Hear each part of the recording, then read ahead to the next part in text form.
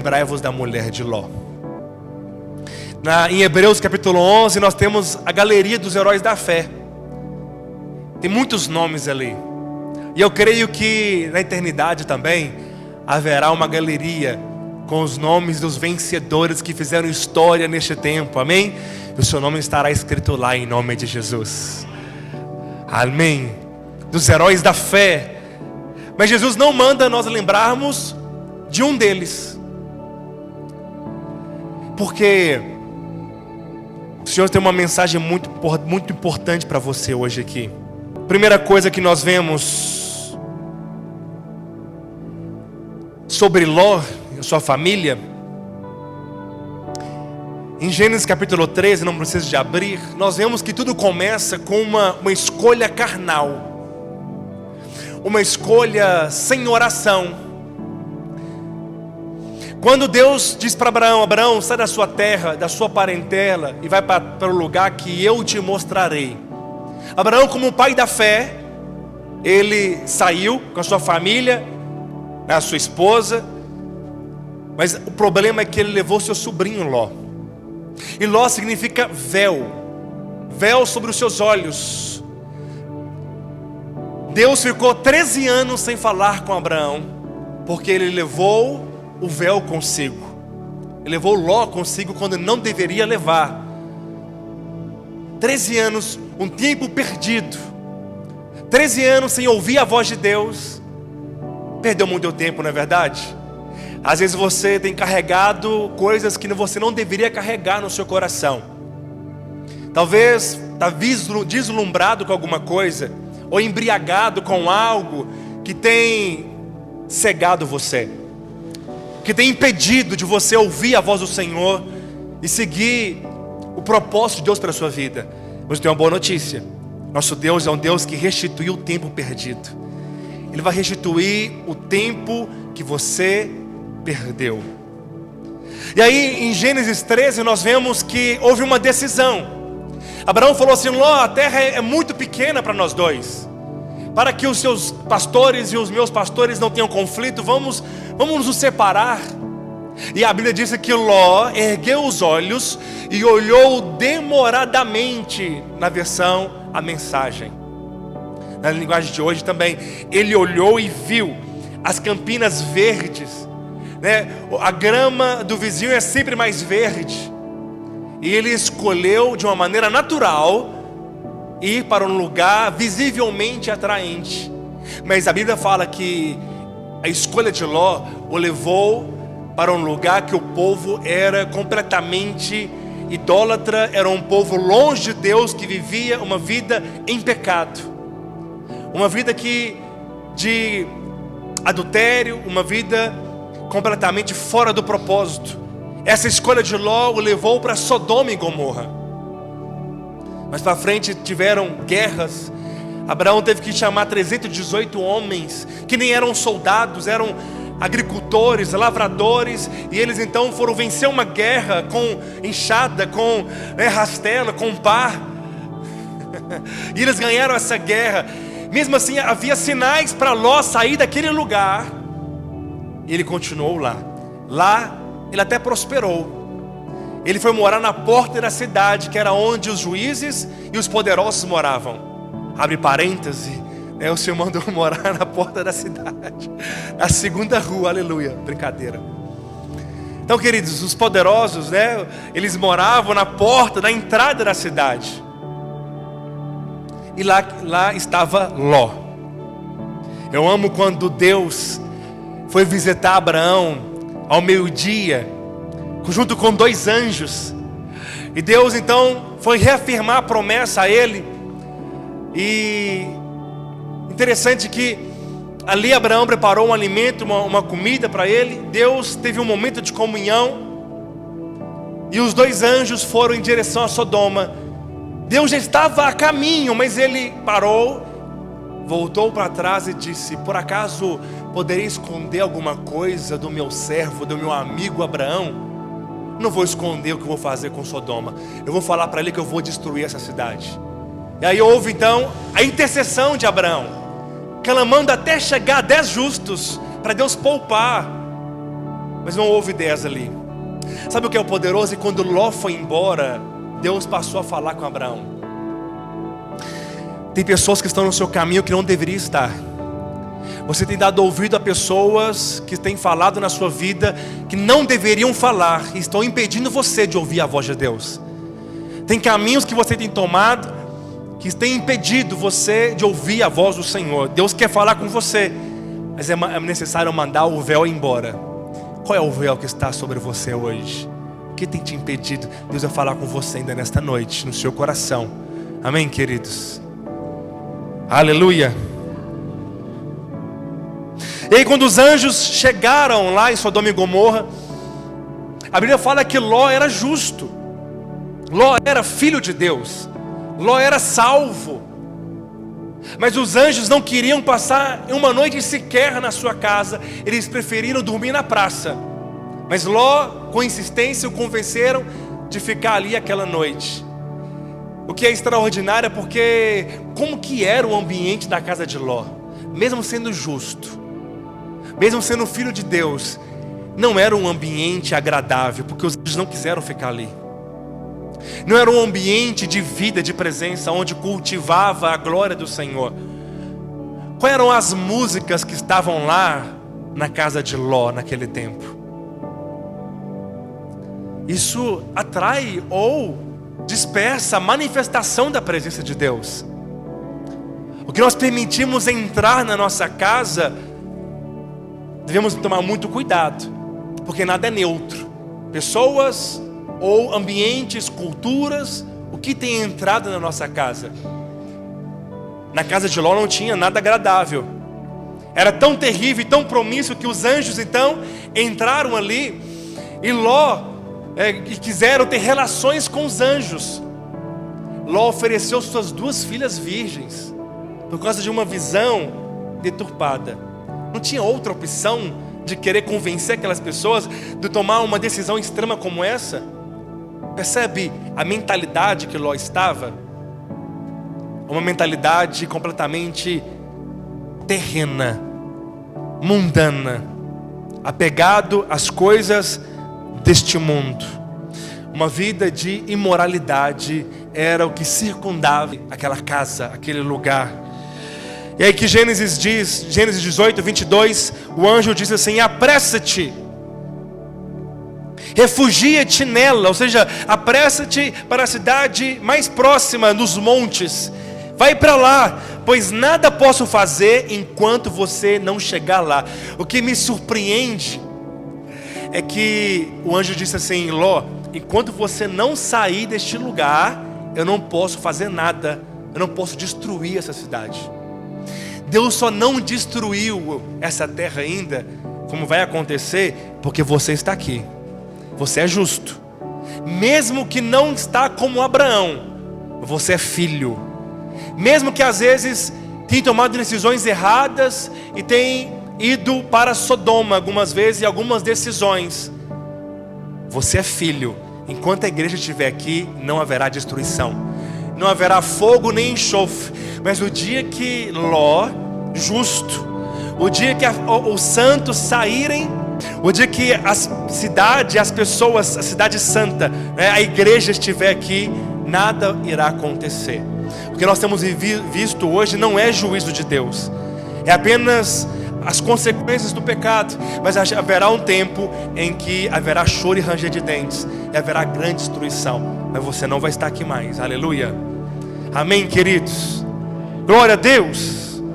Olha o que diz em 2 Pedro 2,7. Primeira coisa, as pessoas que vão ficar aqui, as pessoas que não serão arrebatadas, serão aquelas que estão apegadas ao mundo. Era o que Ló estava, apegado a Sodoma e a Gomorra.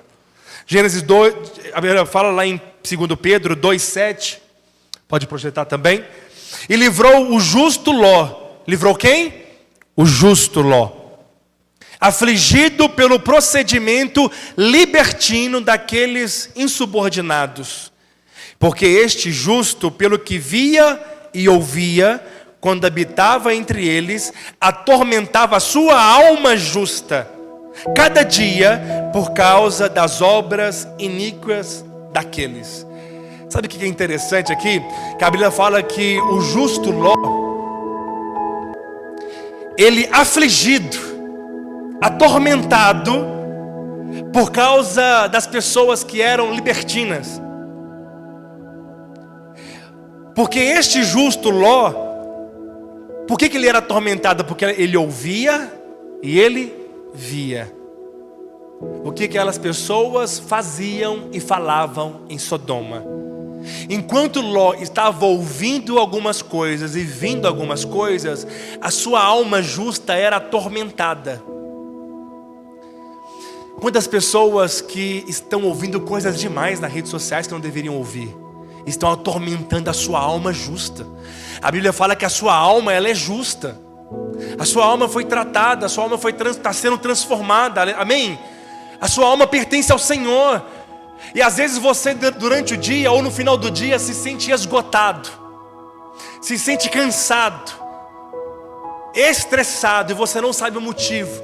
Tem vezes que pessoas estão angustiadas, abatidas, e elas perguntam para elas mesmas: por que eu estou mal? Por que eu estou tão estressado e sem ânimo algum? Já parou a pensar que não é normal isso? Não é normal você andar esgotado, afligido, cansado, deprimido. Mas o que você tem ouvido? O que você tem visto por aí? Porque o mundo não é pecado. O mundo em si não é pecado, mas é comida do lixo que vai fazer mal para você, que vai afligir a sua alma justa. Daqueles que estão falando na sua vida, por meio de reels, por meio do Instagram, por meio do TikTok, não sei, por meio de jornais, aquilo que nós temos ouvido no trabalho. Não dê créditos, não leve para a sua alma entulhos, senão a sua alma vai ficar afligida, angustiada, atormentada, como diz a palavra. Uma coisa que é tão poderoso, porque isso tem tirado a fome de muitas pessoas. Por que não, às vezes não há intensidade? Por que muitas vezes não há um desejo profundo nos corações? Porque isso tem roubado a intensidade de muitas pessoas. Apego às coisas deste mundo. Sempre lembre-se que nada é neutro. Quem está falando na sua vida? Tem pessoas que elas escutam todo tipo de pregadores na internet, enche-se de entulhos, uma mistura, comem todo tipo de comida lá fora, depois passam mal, e aí vomitam, né? Todo tipo de problemas, de misturas, de graça com lei. Tem ouvido muitas coisas. Estamos vivendo dias nas redes sociais, dias de pessoas, elas são ácidas demais e críticas demais. Estão inflamando pessoas, criticando ministérios, criticando igrejas. Não estamos aqui para falar mal da noiva de Cristo, mas para orar por elas. E sem perceber, nos tornamos também críticos. Somos às vezes influenciados a ser ácidos. Devemos tomar cuidado com isso, porque a alma de Ló estava sendo atormentada quando estão entendendo a pregação. Amém, querido?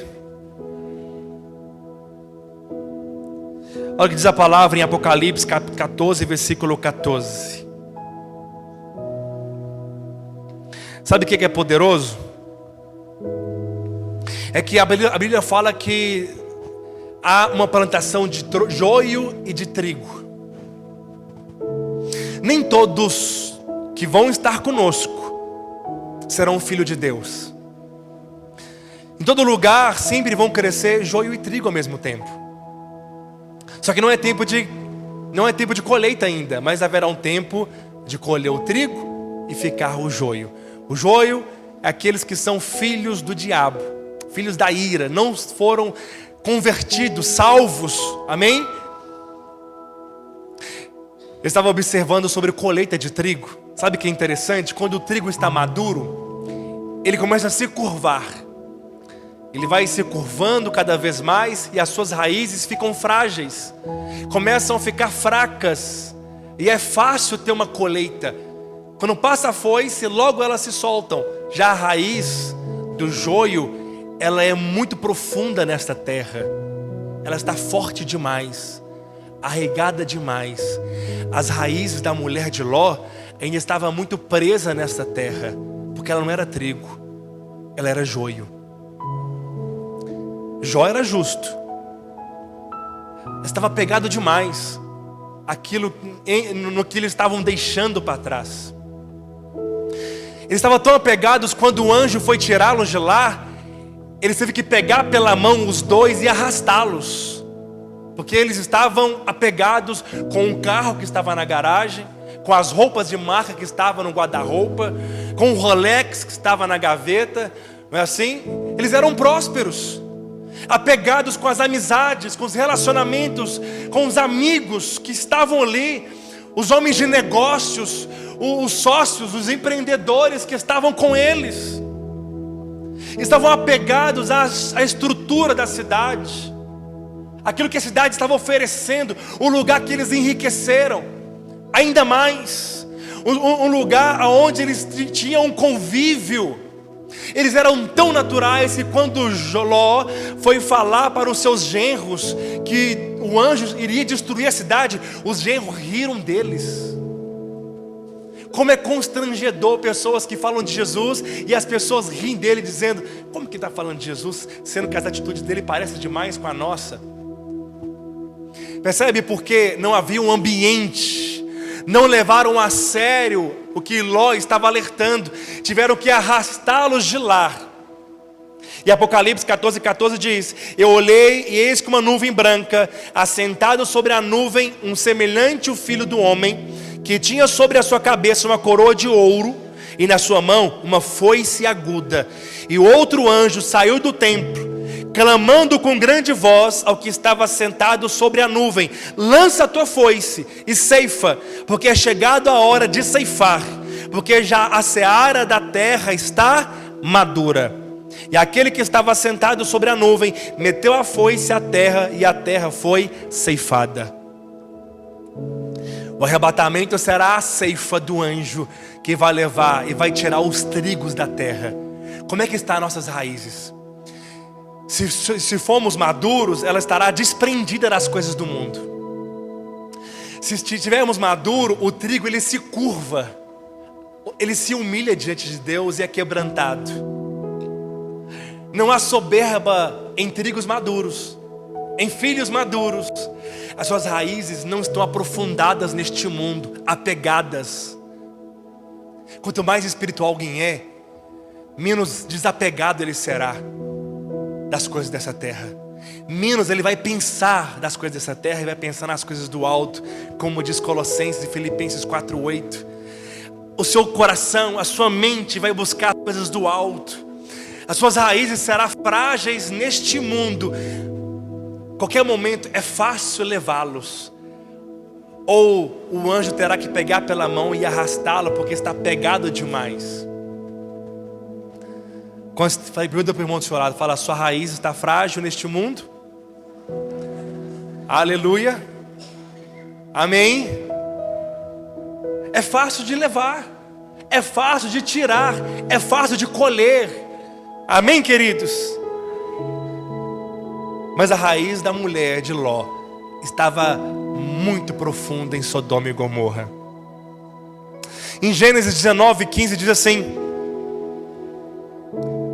ao amanhecer, apertaram os anjos com Ló, dizendo, ou seja, apressaram, dizendo: levanta-te, toma tua mulher e tuas 2 filhas que aqui se encontram. Os genros, que eram zombadores, não foram, para que não pareças no castigo da cidade. Como porém se demorasse, pegaram os homens pela mão, a ele e a sua mulher e as 2 filhas, sendo ele o Senhor misericordioso, e tiraram e puseram fora da cidade. Havendo-os levado fora, disse a um deles: livra-te, salva a tua vida, e não olhes para trás. nem para em toda a campina, foge para o monte, para que não pereças. Enquanto Abraão morava nos montes, lugares altos em Deus, revelação, intimidade, Ló morava no vale, na campina, nos lugares baixos. Região na Bíblia, geografia na Bíblia não é em vão. Monte significa lugar elevado de intimidade, de vida, de conhecimento. Amém, queridos?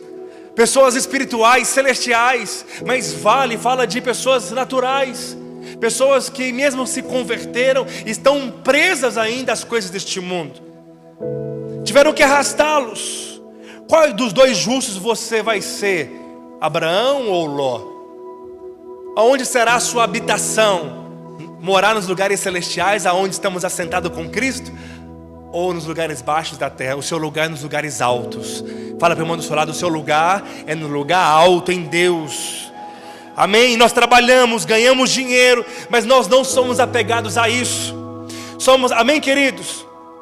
Somos brasileiros, votamos em tempo de eleições, mas quando perde o candidato que nós desejávamos que ganhássemos, não ficamos mal, deprimidos, porque a nossa pátria não é aqui.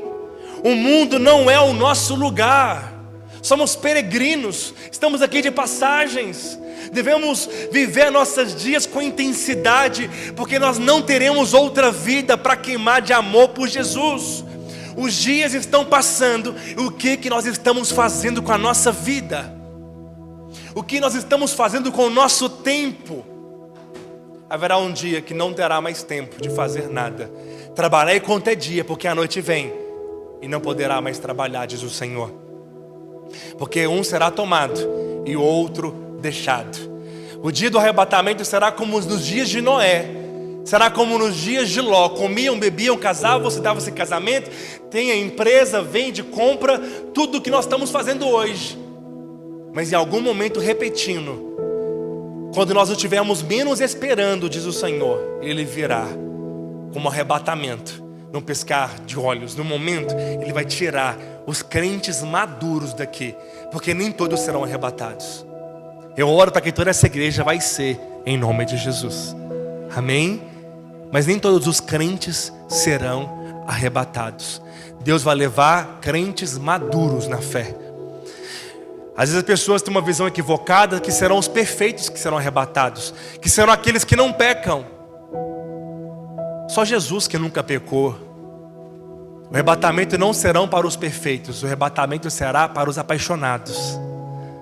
Deus vai levar aqueles que amam a presença, a glória. Quem ama investe tempo na oração, na palavra, na intimidade. É incoerente eu falar que amo, mas não gasto tempo com a pessoa amada. É incoerente eu falar que conheço a Deus, mas se eu não amo a sua palavra, que é o próprio Deus. Quantos estão comigo aqui? Amém, queridos? Como diz a palavra de Deus em 1 João capítulo 2, versículo 15: não ameis o mundo e nem o que há no mundo. Se alguém ama o mundo, o amor do Pai não está nele. O mundo é um sistema caído. O mundo é uma filosofia de vida, é um estilo de vida que nem sempre você vai dizer se é pecado ou não, mas às vezes não convém para você, não é lícito para você. O mundo, diz a palavra assim, porque tudo que há no mundo, a concupiscência da carne, a concupiscência dos olhos e a soberba da vida, não do Pai, mas é do mundo. E o mundo passa, e as suas concupiscências, mas aquele que faz a vontade de Deus permanece para sempre. As pessoas sempre reprovam alguém que saiu do ministério, que saiu da igreja, por causa da bebida, por causa de outros problemas. As pessoas olham com maus olhos e falam, olha que pecado, que mundo que a pessoa está. Mas ninguém se importa quando alguém sai do ministério porque está trabalhando 14, 15 horas por dia. Ou quando alguém sai porque está apegado demais, está amando demais essa vida e vai perder a prometida para nós. Como diz a palavra, aquele que amar a sua vida, perdê-la-á. Ambos são mundo. Mas nós achamos porque é lícito, todo mundo faz, é louvável o trabalho e é digno e dignifica um homem. Mas se tira do Senhor, se tira o amor de Deus, se afasta do ministério, é mundo. Mesmo sendo não pecaminoso, é mundo. O mundo é o que esfria o coração. O mundo é que rouba a fé, é que tira a intensidade. Devemos tomar cuidado nesses dias, porque o que está tirando a intensidade, o que tem roubado a fome. Ló e a sua mulher estavam apegados demais. Mateus 10:37 diz: quem ama seu pai ou a sua mãe mais do que a mim, não é digno de mim. Quem ama o seu filho ou a sua filha mais do que a mim, não é digno de mim. E aquele que não pegar a sua cruz e levá-la após mim, não é digno de ser chamado meu discípulo. Porque aquele que amar a sua vida, perdê-la-á. Mas aquele que perder a sua vida por amor a mim, encontrará a vida eterna. Porque nós entendemos que a salvação é pela graça, mas o reino, ele é pelas obras, capacitado por essa graça que recebemos. O reino é pelas obras, não da nossa força, porque elas não serão válidas. O reino, ele é pelas obras, obras da graça aproveitada, da graça não desperdiçada. Precisamos de aproveitar as ferramentas que recebemos, o poder de Deus que está em nós, a graça capacitadora para fazermos obras. Porque o apóstolo Paulo diz: eu trabalhei mais do que todos, todavia não eu, mas a graça de Deus comigo. Ela não foi vã. Como estou compreendendo a pregação? Amém, queridos? Olha o que o apóstolo Paulo exorta, 1 Coríntios 7:29. Isto, porém, vos digo, irmãos, o tempo se abrevia, o que resta é que não só os casados sejam como se não fossem, mas também os que choram como se não chorassem, os que se alegram como se não se alegrassem, os que se compram como se nada possuíssem, os que se utilizam do mundo como se dele não usassem, porque a aparência deste mundo passa. O apóstolo Paulo está dizendo: viva a sua vida, mas como se você não tivesse, desprendida, porque tudo passa, tudo vai passar, mas o reino do Senhor vai prevalecer em nome de Jesus. Sabe quem não será arrebatado? Quem é indiferente. Quem é indiferente. A palavra de Deus diz em Lucas 9:62, Lucas 9:62 diz assim: mas Jesus lhe replicou: ninguém que tendo posto a mão no arado e olha para trás é apto para o reino de Deus. Aquela mulher olhou para trás. O que me chama a atenção é que aqueles que põem a mão no arado, o arado antigamente era um boi, puxava um carro e a pessoa pegava um instrumento de madeira e aí ele iria apenas guiando. O boi que puxava, quem fazia a força era o boi, ele apenas guiava. Só que enquanto o boi iria empurrando, ele segurava, às vezes ele distraía, olhava para trás. E aí o arado ficava bagunçado e torto. Aquele homem não parou, não tirou a mão do arado. Ou seja, ele estava na lavoura. A lavoura representa a obra de Deus. A palavra do Senhor diz: vós sois lavouras de Deus, e nós somos agricultores. Rogai ao Senhor da seara para que envie trabalhadores, amém? Aquele homem não saiu da lavoura, não saiu do ministério, não saiu da igreja. Ele estava até fazendo a obra de Deus, empurrando o arado. Só que ele estava distraído. Enquanto tiver distração em fazer a obra de Deus, há bagunça, há problema, não há crescimento, não há vida, porque tem distração. Não dá para empurrar o arado olhando para trás. Hoje nós estamos vivendo o tempo do entretenimento, e as pessoas estão ficando indiferentes ao mover de Deus, indiferentes, insensíveis à presença manifesta, à unção, insensíveis, indiferentes à vida de oração, como igreja, mas também no seu devocional.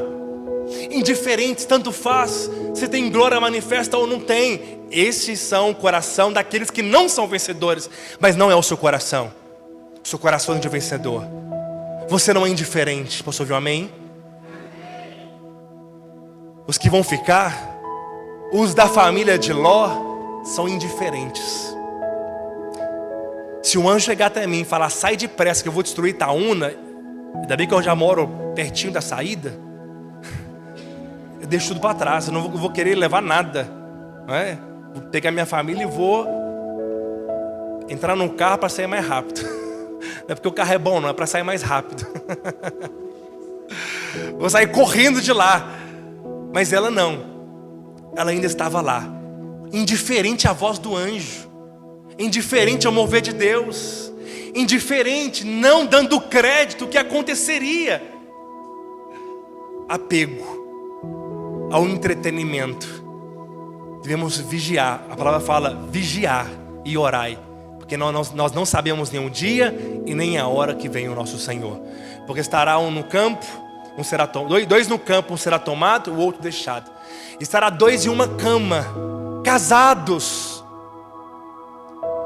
Um será levado, o outro deixado, porque o reino ele é individual. É pelas obras mediante a fé. É pelas obras através da graça. É pelo esforço, aproveitando a graça, usando a graça, não desperdiçando ela, usando os dons. Deus tem colocado dentro de nós dons espirituais. Recebemos poder de Deus, recebemos batismo no Espírito Santo. Temos tudo o que nós precisamos. Não está lá fora, está dentro de você.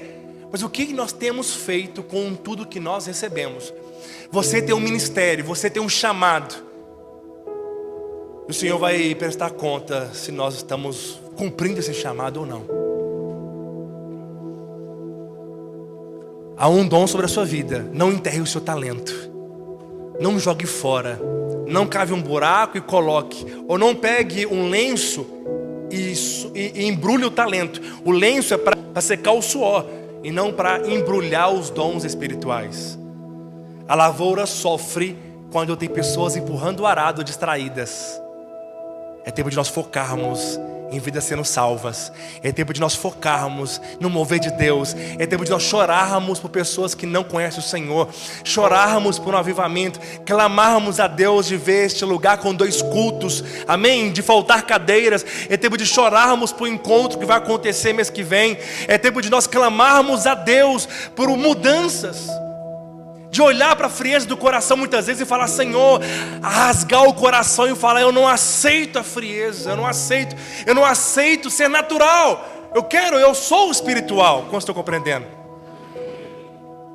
Aleluia. Comiam, bebiam, casavam, você estava esse casamento. Mas o dia que Ló saiu da cidade, o fogo veio e destruiu. Mas aquela mulher se transformou numa estátua de sal, porque ficou apegada demais. Olhar para trás significa sentir saudade. Olhar para trás é falar assim, vou dar uma pausa aqui, vou descansar durante alguns anos, durante algum tempo. É olhar para trás. Não olhe para trás. Não tire pausas. Amém, queridos? Não olhe para trás. Não volte atrás, não reconsidere. Você foi chamado pelo Senhor, capacitado pelo Senhor para cumprir um grande ministério sobre a sua vida. Jesus disse em Mateus 5,13 que todo crente vencedor é como um sal da terra. Mas se o sal tornar insípido, misturado, para nada serve, a não ser para ser pisado pelas pessoas. Aquela mulher, por causa da mistura, ela era até sal, mas ela olhou para trás e ela serviu para mais nada. Terceiro e por último, embriaguez. Muitas pessoas estão embriagadas demais. Onde se toma de embriaguez, naturalmente falando, as pessoas perdem o sentido. Não é assim? As pessoas, quando estão embriagadas, elas estão envolvidas demais. Dinheiro, profissão, carreira, política, tantas coisas podem trazer embriaguez. Quando elas estão obstinadas a algo, embriaguez, mas não percebe. E a Bíblia fala também em Lucas 21:34, diz: acautelai-vos por vós mesmos, para que nunca suceda que o seu coração fique sobrecarregado com as consequências da orgia, da embriaguez e das preocupações deste mundo. E para que aquele dia não venha sobre vocês repentinamente como um laço. O Senhor quer que o arrebatamento venha, mas que não pegue você desprevenido, embriagado, preocupado, ansioso, aflito, com o coração cheio das coisas deste mundo. A embriaguez aqui não é com bebida alcoólica, mas a embriaguez com as coisas deste mundo. Pois há de sobrevir todos os que vivem sobre a face da terra. Vigiai, pois a todo tempo orando, para que possais escapar de todas estas coisas que têm de suceder e estar de pé na presença do Filho do Homem. Diga aleluia. Vigie para você não ficar embriagado com as coisas dessa vida. Quando você perde a noção do reino, quando você perde a noção do espiritual, a percepção da presença, a percepção do extraordinário, é sinal de embriaguez. É sutil. Porque você é celestial, você não é natural. Você é espiritual, você não é carnal. Mas quando nós perdemos o sentido da nossa vida, que é celestial, é sinal que estamos apegados demais. Amém, queridos? A salvação é pela graça mediante a fé. Uma vez salvo, para a glória de Deus, estará com Ele eternamente. Mas Ele salvou você para o reino. Ele salvou você para as boas obras. A salvação não exige obra nenhuma, a obra é toda dele. Se crer, confessar o Senhor com todo o seu coração, será salvo. Uma vez que você é salvo, você recebeu toda a graça, todo o poder para ser aproveitado, para poder reinar com o Senhor. Mas só vai reinar lá quem está reinando hoje, reinando em vida, reinando sobre o pecado, sobre a enfermidade, sobre as coisas deste mundo, reinando intenso, apaixonado. Que todos os dias haja paixão no nosso coração. Que quando acordarmos, a primeira coisa que vem na nossa mente seja Ele. Que a primeira voz que nós queremos ouvir seja a voz dele, não a voz do WhatsApp, do Instagram, do YouTube. Depois da voz do despertador, que seja a voz dele. Um tempo com Ele. Porque é dele, e por meio dele, e para Ele todas as coisas. Que nosso coração seja atraído, apaixonado, incendiado todos os dias. E nunca pense que uma vida abundante de devocional, de oração, de palavra é para pastores. Há um equívoco do diabo na mente de muitas pessoas que pensam que as disciplinas espirituais é para pastores. Não é. Para filhos. É para nós. É para você orar em todo tempo, sem cessar, vigiando nisso, com toda a perseverança, oração e súplica por todos os santos. Amém? Aqueles que clamam a Ele de dia e de noite, fica de pé em nome de Jesus. Ele te chamou e tirou das trevas para a maravilhosa luz. Não apegue-se ao mundo. Não seja indiferente ao louvor, indiferente ao milagre, indiferente ao sobrenatural, indiferente. Ou seja, se tiver, glória a Deus. Se não tiver, também tá bom. Se tiver presença, aleluia, mas se não tiver, eu me conformo sem presença, eu me conformo sem unção, eu continuo vivendo a minha vida sem o agir de Deus, sem a manifestação da glória, sem um coração aquecido, incendiado. Tudo bem, eu servi ao Senhor sem fervor. Isso se chama indiferença. Não tudo bem. Não seja vagaroso no cuidado, mas seja fervoroso no espírito, incendiado e apaixonado no seu coração. Mas não embriague. Não deixe que nada deste mundo tome o seu coração. Seu coração é dele, somente a Ele. Vamos cantar um cântico em nome de Jesus. Amém, queridos.